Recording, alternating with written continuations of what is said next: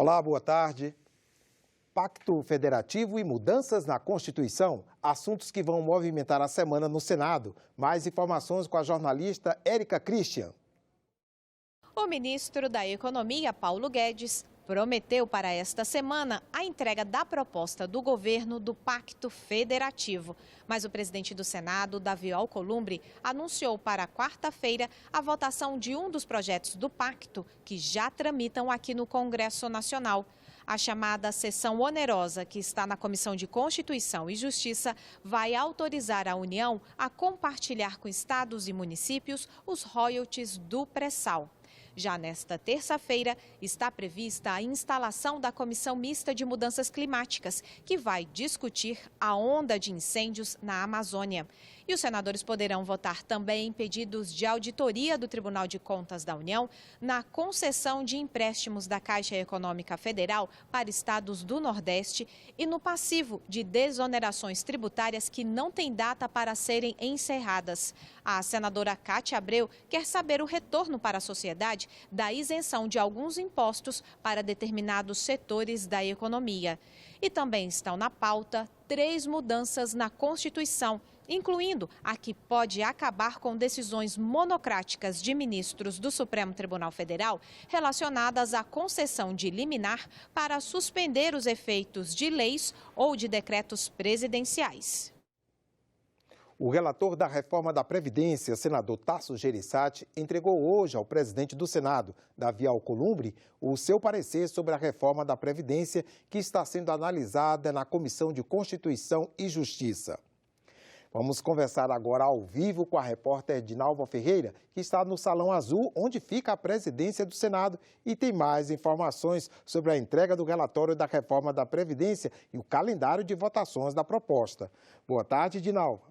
Olá, André. Boa tarde a todos. Como já vinha dizendo, o relator senador Tasso Gereissati manteve o texto base que veio da Câmara, mas ele fez algumas mudanças, algumas correções. Ele retirou do texto, por exemplo, alguns pontos que eram considerados muito polêmicos, como o BPC, as aposentadorias especiais e também a pensão por morte. A supressão desses pontos não obriga que o texto tenha que voltar para a Câmara. Outras modificações, como a inclusão de estados e municípios, serão feitas mesmo por uma PEC autônoma que vem sendo chamada de PEC paralela. Nessa PEC paralela, o relator incluiu 2 propostas para aumentar a receita da Previdência. Do texto da paralela, nós faremos, é claro, como já foi dito aqui pelo presidente Davi, a inclusão de estados e municípios.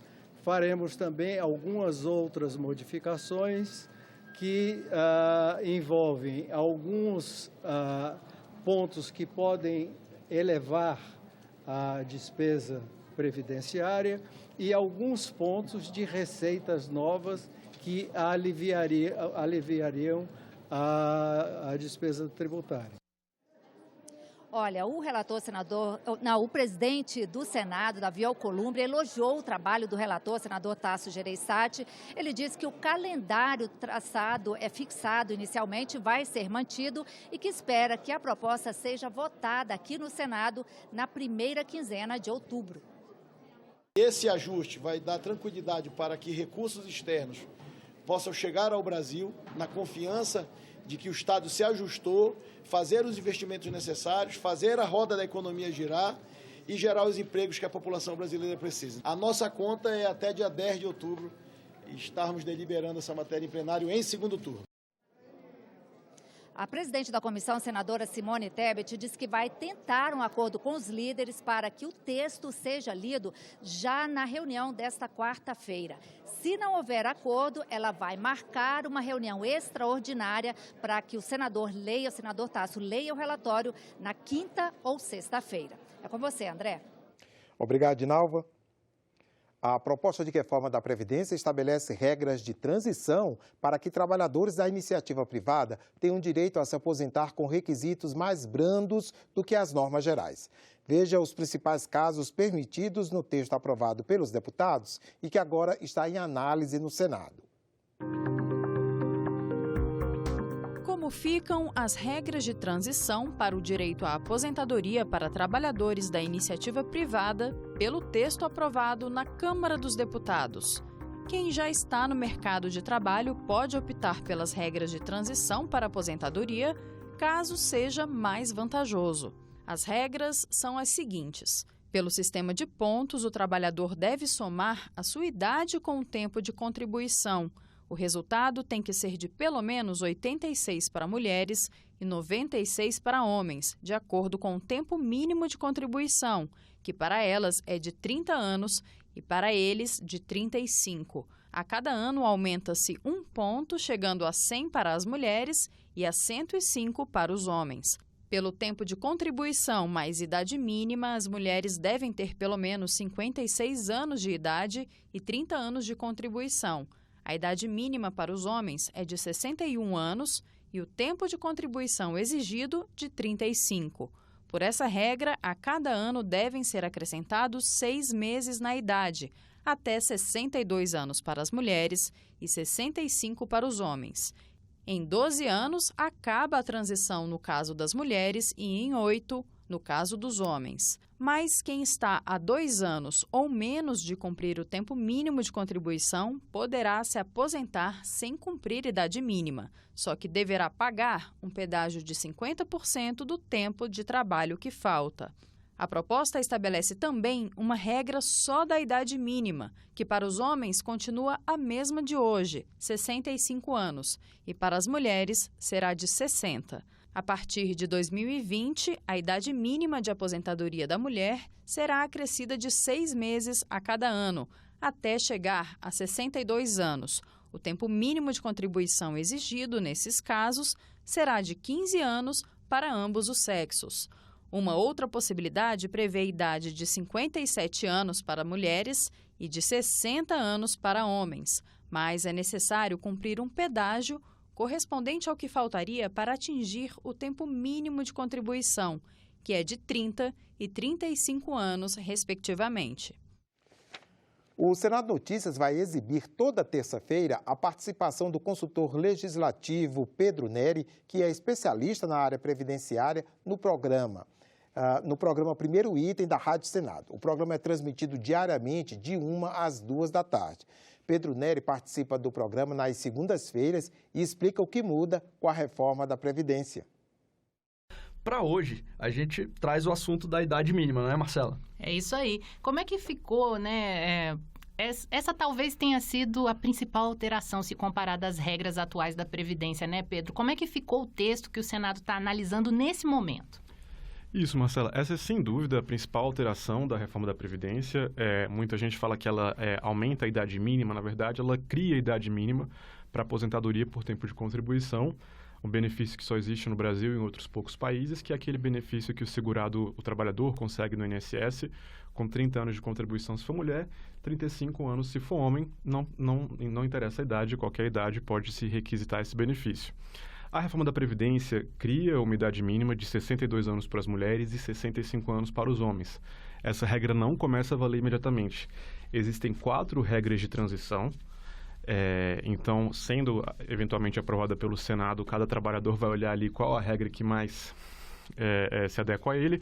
Mas, grosso modo, a quem está há 10 anos ou mais de se aposentar, a regra de transição pouco se aplica. Provavelmente, essa pessoa vai ter que se aposentar com 62 anos se mulher e 65 anos se homem. E, na verdade, Pedro e Marcela, essa regra não é só a regra atual do Brasil não é só muito diferente em relação ao resto do mundo, como é diferente em relação aos próprios benefícios do INSS que existem. Por exemplo, muitos brasileiros se aposentam por uma modalidade de aposentadoria chamada aposentadoria por idade, que tem a urbana e a rural. Nela já existe uma idade mínima de 60 anos para as mulheres, 65 anos para os homens e 5 a menos nos 2 casos para os trabalhadores rurais. Essa é uma modalidade de aposentadoria que é mais usufruída no Norte, no Nordeste, as regiões mais pobres, porque ela exige um tempo de carteira assinada menor, de 15 anos. E para os trabalhadores que não conseguem nem esses 15 anos de contribuição, às vezes um pedreiro, uma empregada doméstica, eles normalmente se aposentam por um benefício assistencial chamado Benefício de Prestação Continuada, o BPC, que já exige idade mínima de 65 anos para homens ou para mulheres. Então, o diagnóstico dominante em relação à reforma da Previdência é que ela cria uma idade mínima para aqueles que hoje se aposentam muito antes dos demais brasileiros, aqueles que conseguiram uma inserção melhor no mercado de trabalho, muitas vezes trabalhadores das regiões mais industrializadas, que conseguiram uma formação, uma escolaridade maior, estão nas ocupações mais produtivas. Por isso, então, que o governo também diz que essa reforma se reveste de algum caráter de justiça social, porque ela faz com que os brasileiros menos pobres se aposentem com idades mais próximas dos trabalhadores mais pobres. Então, grosso modo, é essa questão da idade mínima que está colocada para o Senado. Pedro, alguns pontos, como você falou do BPC, né, do benefício de prestação continuada, a própria reforma da Previdência Rural, são pontos que ficaram por fora do texto que o governo tinha enviado, a Câmara retirou isso do texto. O Senado agora está analisando, parece que já há um entendimento de que alguns pontos sejam tratados em outra proposta, não nessa proposta, para que ela não volte para a Câmara e comece todo o processo. Como é que você avalia aqui dentro essas diferenças e se isso é possível mesmo tratar isso numa proposta só, ou isso vai ter que ser pontuado cada um em um texto? São vários assuntos, né? Como é que você avalia essa discussão? Pedro, eu acho que você tocou numa questão essencial. A proposta que está chegando para a discussão no Senado é muito diferente da proposta que chegou na Câmara, que foi enviada pelo governo Jair Bolsonaro lá no início do ano, lá em fevereiro. A Câmara retirou do alcance da proposta a aposentadoria rural, que estava sendo afetada, principalmente para as mulheres.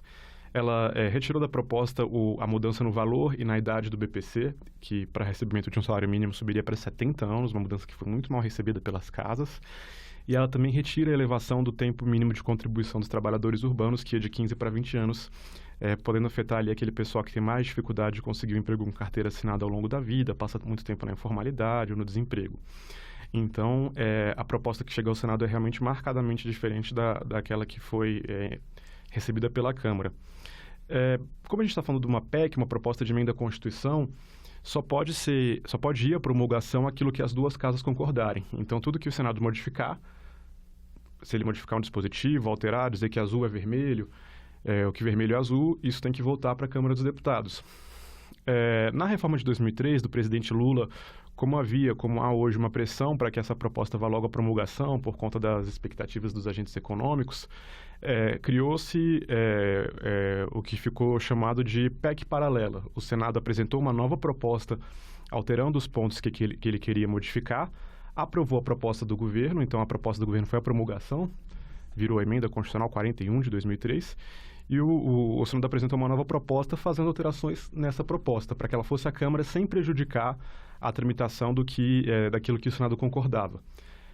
Eventualmente isso foi aprovado, virou a emenda constitucional 47, e essa é uma solução que talvez seja a solução adotada pelo Senado nesse caso. Existe um desejo de fazer com que o Senado cumpra o seu papel de casa revisora, de fazer modificações no texto da Câmara, e para que essa proposta não tenha que voltar toda ou em parte para a Câmara, uma possível solução é a apresentação de uma nova proposta, alterando essa pretensa nova emenda constitucional.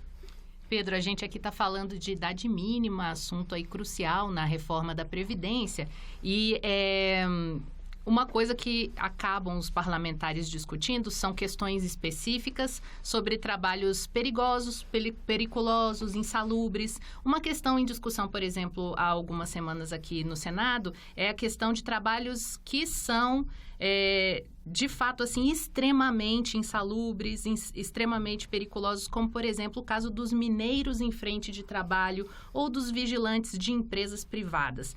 Essa discussão vai ter que ser encarada também no texto, né, na PEC da reforma da Previdência. Perfeito, Marcela. Essa questão que no jargão a gente chama de aposentadoria especial.